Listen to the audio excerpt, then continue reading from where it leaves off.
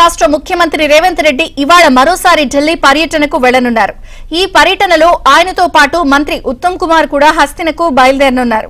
తెలంగాణకు రావాల్సిన నిధులు, ప్రాజెక్టులపై కేంద్ర మంత్రులతో చర్చించేందుకు ఈ పర్యటనను ప్లాన్ చేశారు.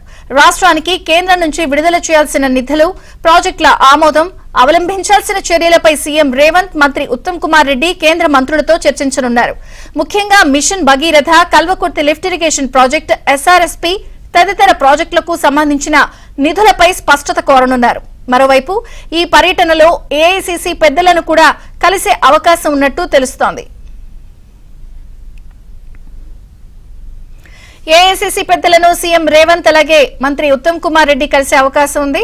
ఇక నేడు ఢిల్లీకి సీఎం వెళ్తున్న నేపథ్యంలో ప్రాజెక్టులపై చర్చ, రావాల్సిన నిధుల అంశం కూడా పలువురు కేంద్ర మంత్రుల్ని కలిసి చర్చించే అవకాశం కనిపిస్తోంది. నరసింహరావు పూర్తి సమాచారం అందిస్తారు. నరసింహరావు. విజయ చంద్రిక, మరి కాసేపట్లోనే సీఎం రేవంత్ రెడ్డి ఢిల్లీకి పయనమవుతారు, బయలుదేరబోతా ఉన్నారు. శంషాబాద్ ఎయిర్పోర్ట్ నుంచి ఆయన బయలుదేరుతారు. రేవంత్ రెడ్డితో పాటుగా మంత్రి ఉత్తమ్ కుమార్ రెడ్డి కూడా ఢిల్లీకి సీఎం రేవంత్ రెడ్డితో పాటుగా వెళ్తా ఉన్నారు. ఈ రోజు పలువురు కేంద్ర మంత్రుల్ని కలిసి రాష్ట్రానికి రావాల్సినటువంటి నిధులు, ప్రాజెక్టుల పైన చర్చించి పలు విజ్ఞప్తుల్ని ముఖ్యమంత్రి రేవంత్ రెడ్డి చేయబోతా ఉన్నారు. అందులో ప్రధానంగా ఈ రోజు కేంద్ర జలశక్తి శాఖ మంత్రి సిఆర్ పాటిల్ తో భేటీ అవుతారు ముఖ్యమంత్రి రేవంత్ రెడ్డి. అదేవిధంగా రాష్ట్ర నీటిపారుదల శాఖ మంత్రి ఉత్తమ్ కుమార్ రెడ్డి. అందులో ఏపీ ఇటీవల నిర్మిస్తున్నటువంటి బంకచర్ల, రాయలసీమ లిఫ్ట్ ఇరిగేషన్ ప్రాజెక్టుల పైన ఫిర్యాదులు చేసేటువంటి అవకాశం ఉన్నట్లుగా తెలుస్తా ఉంది. దాంతో పాటుగా ఇటు గోదావరి, కావేరీ లింక్ లో సమ్మక్క సారక్క బ్యారేజ్ అనేటువంటిది కీలకంగా మారింది. సో దానికి ఆ ప్రాజెక్టుకు సంబంధించి ముందడుగు వేసేందుకు అవసరమైనటువంటి చర్యల్ని కేంద్రం తీసుకోవాలని చెప్పి కేంద్ర జలశక్తి శాఖ మంత్రి సిఆర్ పాటిల్ ను కోరబోతా ఉన్నారు. ప్రధానంగా సమ్మక్క సారక్క బ్యారేజ్ కి ఛత్తీస్గఢ్ నుంచి ఎన్ఓసీ లభించడం లేదు. సో ఆ విషయంలో ఛత్తీస్గఢ్ తో మాట్లాడి ఎన్ఓసీ ఇప్పించాలని చెప్పి కోరేటువంటి అవకాశం ఉన్నట్టుగా తెలుస్తా ఉంది. దాంతో పాటుగా సీతారామ సాగర్ ప్రాజెక్టుకు టెక్నికల్ అడ్వైజరీ కమిటీ అనుమతుల కోసం తెలంగాణ ఎప్పటి నుంచో వెయిట్ చేస్తా ఉంది. సో ఆ అనుమతులను కూడా ఇప్పించాలని చెప్పి విజ్ఞప్తి చేయబోతా ఉన్నారు. దాంతో పాటు ఎన్డీఎస్ఏ తుది నివేదిక కోసం వెయిట్ చేస్తా ఉంది తెలంగాణ ప్రభుత్వము. వీలైనంత త్వరగా ఎన్డీఎస్ఏ తుది నివేదిక ఇప్పించేలా కృషి చేయాలని చెప్పి మరొక వినతి పత్రం ఇచ్చేటువంటి అవకాశాలు కూడా ఉన్నాయి. వారితో పాటుగా సిఆర్ పాటిల్ తో పాటుగా కేంద్ర పట్టణాభివృద్ధి, అదేవిధంగా హౌసింగ్ శాఖ మంత్రి మనోహర్ లాల్ ఖట్టర్ ను కూడా ముఖ్యమంత్రి రేవంత్ రెడ్డి ఈ రోజు కలిసేటువంటి అవకాశం ఉంది. సో అందులో ప్రధానంగా తెలంగాణ రాష్ట్ర ప్రభుత్వం ఎంతో ప్రతిష్టాత్మకంగా ఇందిరమ్మ ఇండ్ల పథకానికి శ్రీకారం చుట్టింది.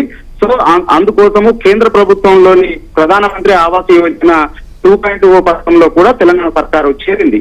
సో ఇప్పటికే రాష్ట్రంలో సర్వే నిర్వహించి లబ్ధిదారుల ఎంపికను కూడా పూర్తి చేసింది. డాటా అంతా కూడా సిద్ధంగా ఉన్నటువంటి నేపథ్యంలో తెలంగాణ రాష్ట్రానికి 20 లక్షల ఇండ్లను మంజూరు చేయాలని చెప్పి కేంద్ర పట్టణాభివృద్ధి, హౌసింగ్ శాఖ మంత్రి మనోహర్ లాల్ ఖట్టర్ ను కోరబోతా ఉన్నారు. దాంతో పాటుగా మెట్రో ఫేజ్ 2 కోసము 24,269 కోట్లు ఖర్చు అవుతుందని ప్రభుత్వం ఇప్పటికే ఒక అంచనాను వేసింది. డిపిఆర్లను కూడా సిద్ధం చేసింది.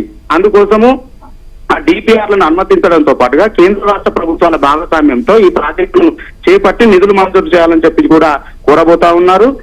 దాంతో పాటు ఇటు ఎంతో ప్రతిష్టాత్మకంగా మూసి పునరుజ్జీవ ప్రాజెక్టును కూడా చేపట్టింది తెలంగాణ రాష్ట్ర ప్రభుత్వం. సో అందుకోసం కూడా అవసరమైనటువంటి నిధులను కేటాయించాలి, కనీసం 10,000 కోట్లు కేటాయించాలని చెప్పి విజ్ఞప్తి చేయబోతా ఉన్నారు.